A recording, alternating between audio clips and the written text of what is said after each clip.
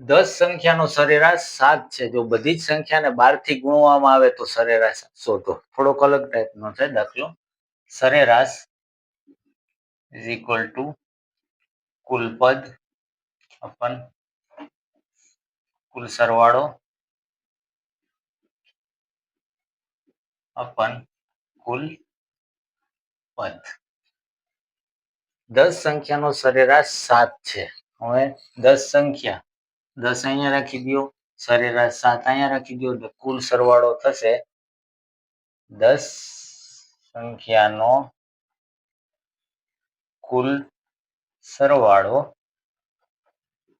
બરાબર 10 ગુણ્યા 7 બરાબર 70 થશે. હવે શું કીધું છે? જો બધી જ સંખ્યાને 12 થી ગુણવામાં આવે એટલે સંખ્યા કેટલી છે? 7 છે. અને 12 થી ગુણવામાં આવે એટલે કે 84 વધી જાય. પહેલા તો 7 સંખ્યા હતી, 10 સંખ્યાનો સરેરાશ 7 થતો હતો. હવે બધી જ સંખ્યાને 12 થી ગુણવામાં આવે તો સરેરાશ શોધો. 10 સંખ્યા છે એને 12 થી ગુણવી પડે અને આમાં એડ કરવામાં આવે. 10 સંખ્યાનો કુલ સરવાળો 70 થતો હતો. હવે દરેક સંખ્યાને 12 થી ગુણવાની અને આમાં એડ કરવાની એટલે 120. તેથી 10 સંખ્યાનો નવો સરવાળો કેટલો થશે? 70 પ્લસ 10 સંખ્યા છે, દરેકને 12 થી ગુણી માં એડ કરી દેવાનો. 70 પ્લસ 120 બરાબર 190. આ નવો સરવાળો મળ્યો છે. તો સરેરાશ શોધો. સંખ્યા તો 10 જ છે, સરવાળો 190 છે. કુલ પદ કેટલા મળી ગયા? 10. નવો સરવાળો 190 છે તો સરેરાશ કેટલો થશે? સરેરાશ 190 ના છેદમાં 10 બરાબર 19 જવાબ.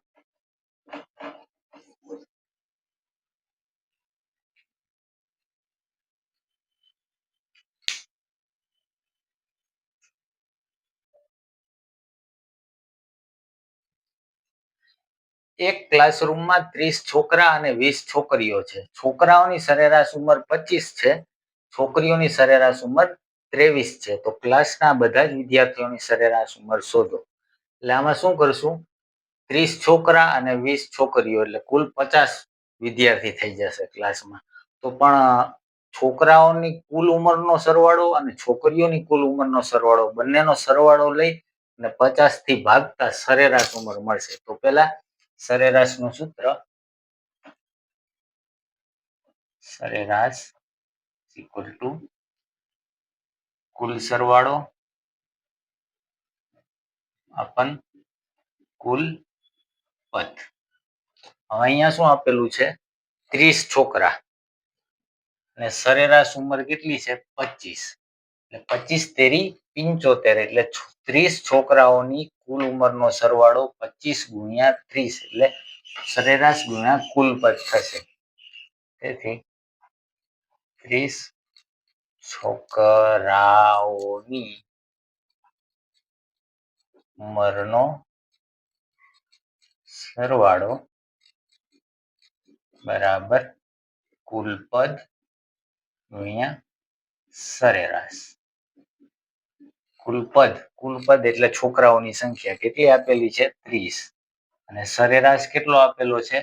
25. 25 તેરી 75 750.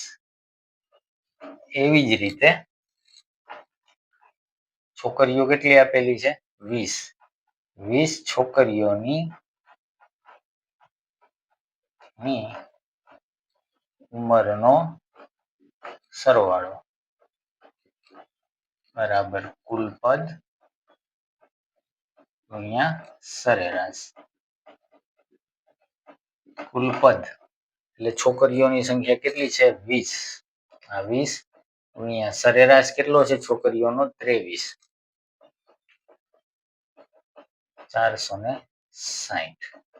હવે આગળ જવાનું છે. તો ક્લાસના બધા જ વિદ્યાર્થીઓનો સરેરાશ શોધો. એટલે કે 30 છોકરા 20 છોકરીઓ એટલે ટોટલ વિદ્યાર્થી ક્લાસરૂમમાં 50 થયા. અને એની તો બંનેની ઉંમરનો સરવાળો, છોકરાઓની ઉંમરનો સરવાળો 750 છે, છોકરીઓની ઉંમરનો સરવાળો 440 છે. તેથી કુલ પદ કેટલા થઈ જશે? કુલ પદ કેટલા થઈ જશે? 30 ને 20 50 થઈ જશે. અને ક્લાસરૂમના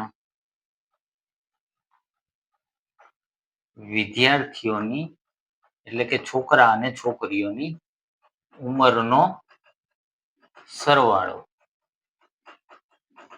460 વત્તા 750 0 11 નો 1 8 8 ને 4 1210 થઈ જશે. તેથી સરેરાશમાં રકમ મૂકી દે.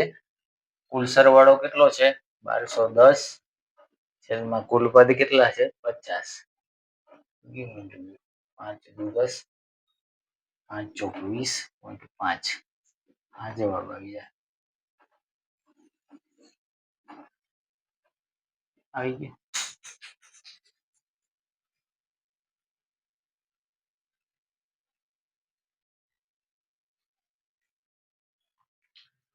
પચીસ સંખ્યાનો સરેરાશ 18 છે, પ્રથમ 12 સંખ્યાનો સરેરાશ 14 છે અને છેલ્લી 12 સંખ્યાનો સરેરાશ 17 છે. તો 13મી સંખ્યા શોધો.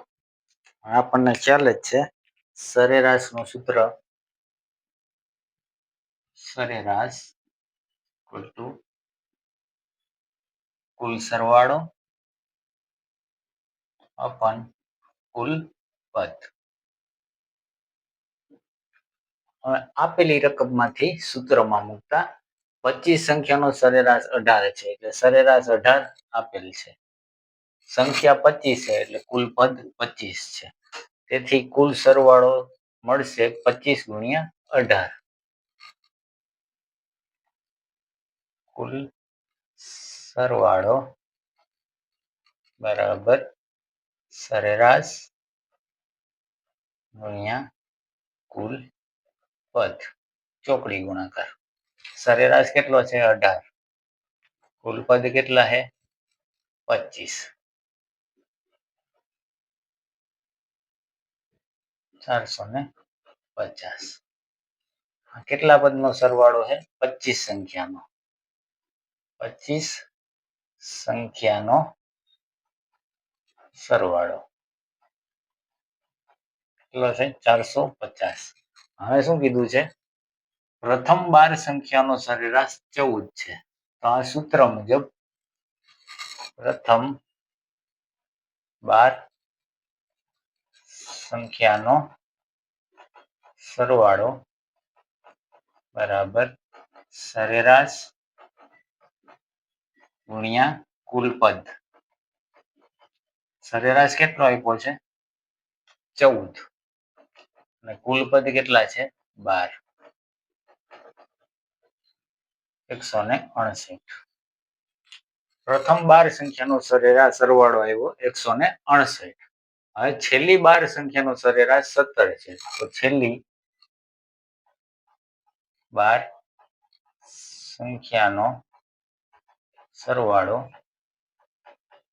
બરાબર આ મુજબ સરેરાશ કુલ પદ. સરેરાશ કેટલો છે? 17.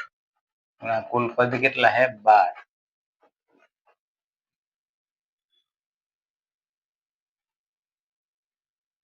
બસો ને 4. કુલ સંખ્યા 25 છે, જેમાં પ્રથમ 12 સંખ્યાનો સરવાળો 168, છેલ્લી 12 સંખ્યાનો સરવાળો 204. તો એક સંખ્યા 13મી સંખ્યા શોધો. તો 25 સંખ્યામાંથી 25 સંખ્યાનો જે સરવાળો આવેલો છે 450, એમાંથી 12 સંખ્યાનો સરવાળો અને છેલ્લી 12 સંખ્યાનો સરવાળો બાદ કરવામાં આવે તો 13મી સંખ્યા મળી જાય. બંનેનો સરવાળો કેટલો થશે? 168 વત્તા 4, 12 નો બગડો 1 7, 372. એટલે કે 24 સંખ્યાનો સરવાળો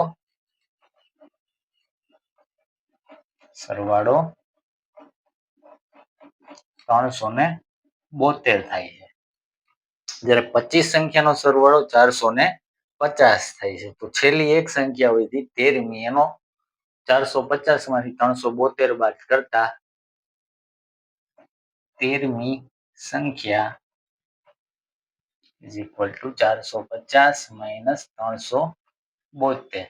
બરાબર 78. આ જવાબ. આવી ગયું?